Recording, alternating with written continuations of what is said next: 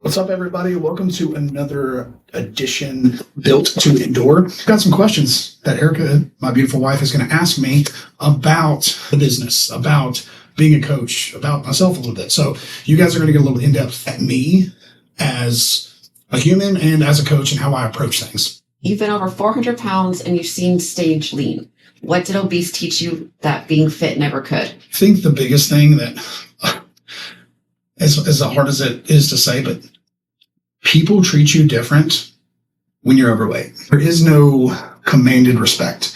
When you have a built physique, it's something that nobody can take away. They can say, yeah, you use PEDs or whatever. It does not matter. You have to work so hard to build a phenomenal physique.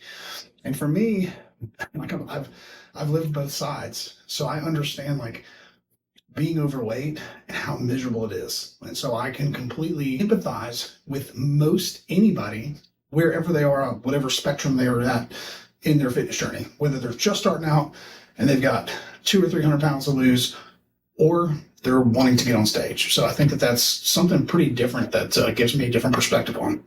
Most people think fat loss is about discipline. You say it's a biology problem. What do you mean by that? Fat loss comes down to it's people oversimplify it with the whole calories in, calories out, that debate, because at the end of the day, your calories out is going to change. As your body adapts, it's going to change. And so if we have a much more efficient system, think of it as a car.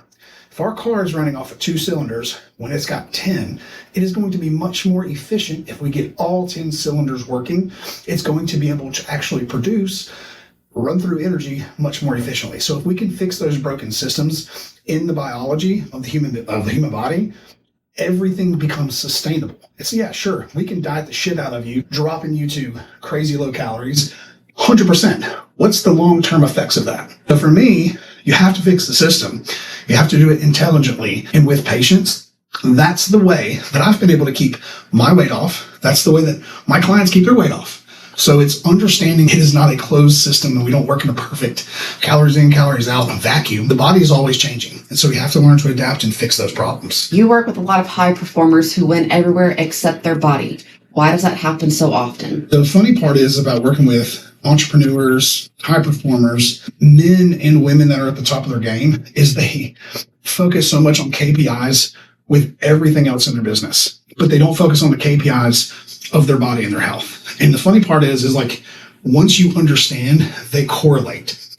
If you are operating at a high, intense, functional level, everything matches. Your work output, your business, your relationships, the energy that you have to actually put back out into the world is only going to multiply. The things that we focus on is those personal KPIs to grow as a human, not just lose weight or chase muscle or whatever. It's to become all well around a better person and chase personal KPIs, not just business. What's the client breakthrough you see over and over that completely changes how they view fat loss? Most people, when they come to me, they've tried everything.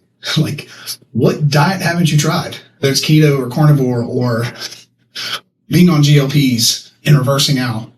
All of these things that once they understand that they are in control, and once they control are able to read data like body temperature.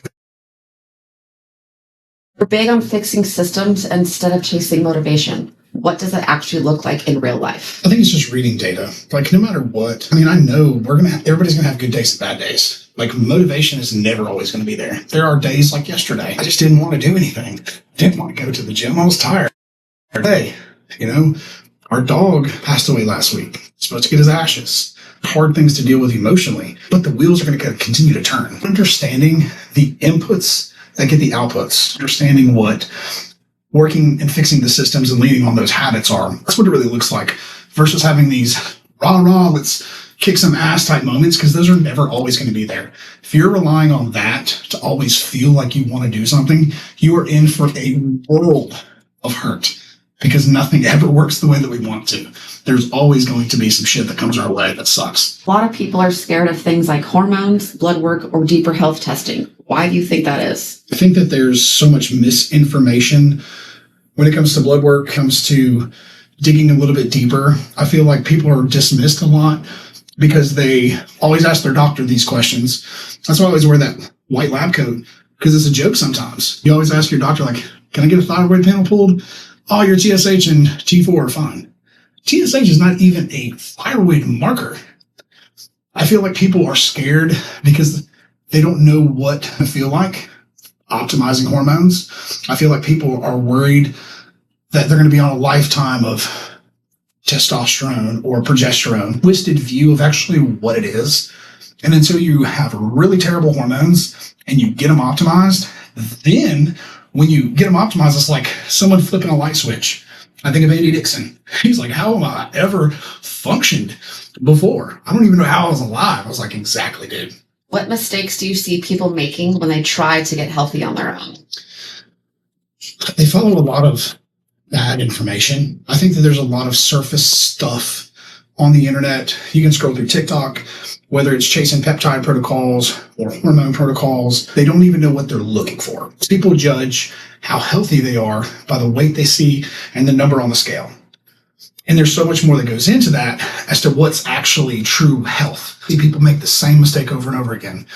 They will constantly crash diet like crazy, downregulate their hormone, F up their microbiome in their digestive system, slow liver detox pathways, crash their testosterone. All of these things we see all the time. It's not just about losing weight. It's about being a better person and being the best version of yourself. And I feel like those people just follow trends and fads so much that it gets them in a lot of trouble. How has your own personal loss, setbacks, and hard seasons shaped how you coach today? I think it's given me a lot of empathy. I've been through divorce. I've been through seeing my kids move across the country. I've been through betrayal. I've been through lies. I've been through things, in my 42 years that most people don't ever go through. And so for me, it helps me sympathize with my clients and how I coach, because it's just a season. I talked about last night, like Justin Mahaley started encouraging me to journal. Write one page, get out what you did, your day, put it down, it becomes real. And for me, it's very metaphorically speaking, because when you flip the page, when I wake up each day, it's a brand new blank page. I am the person that gets to write that. And so I can be my own victim. I can be woe is me, but everybody has trauma. Everybody has a bullshit. Everybody goes through really hard times, routine, my habits to lean on, because I know that those inputs will help me be the person that I truly want to become. It's not easy, but it is simple. And so those are the things that I really try to lean on more so than anything, because shit's going to happen. If someone listening feels stuck and discouraged right now, what's the first thing you'd want them to stop doing and the first thing you'd want them to focus on instead? Stop obsessing about the scale. Start focusing on what you can do to move the needle. I talk about that all the time with my clients. What are we doing today to actually make a change? Because we can obsess on the dumb bullshit of, oh my God, the scale's going up and going down. Don't stress. Focus on the habits. Focus on the inputs that are going to move the needle closer. Stuff's going to happen. Weight loss and fat loss is not going to be linear. We will always have things throwing a monkey wrench in there.